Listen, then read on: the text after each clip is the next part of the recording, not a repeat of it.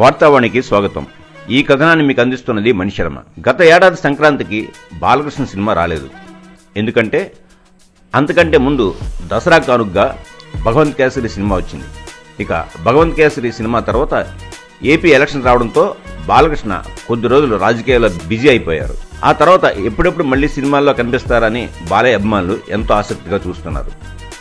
అలా ఇన్ని రోజుల ఆసక్తికి బాలకృష్ణ డాకు మహారాజ్ మూవీతో తెరదించారు. అయితే తాజాగా విడుదలైన డాకు మహారాజ్ మూవీకి మిక్స్డ్ రివ్యూలు వస్తున్నాయి.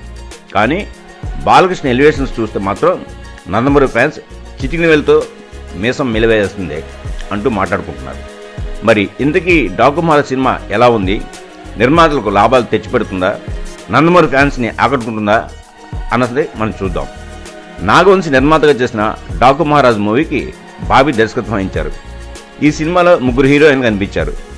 ప్రజ్ఞా జైస్వాల్, ఊర్వశి రౌటోలా, శ్రద్ధా శ్రీనాథ్.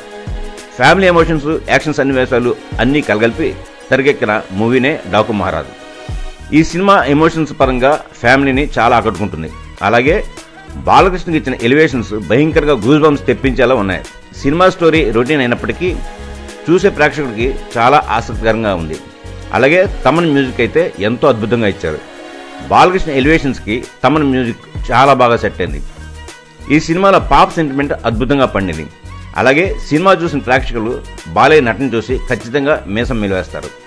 ఇక సినిమాకు ముందే డైరెక్టర్ బాబీ, ప్రొడ్యూసర్ నాగవంశి ఇద్దరు సినిమాకి భారీ హైప్నిచ్చారు. అంతేకాదు నాగవంశి అయితే పాల్గొన్న ప్రతి ఎంట్రీలో డాకు మహారాజ్ మూవీ ఇప్పటి వరకు చూడని లెవెల్లో ఉంటుంది అని, బాబీ సీనియర్ కెరీర్లోనే ఇది ఒక బెస్ట్ మూవీ అంటూ రివ్యూ ఇచ్చేశారు. అయితే అంత లేకపోయినప్పటికీ కూడా బాలకృష్ణ నటన చూడడానికి థియేటర్లకు వెళ్ళొచ్చు అని ప్రేక్షకులు మిక్స్ రివ్యూ ఇస్తున్నారు.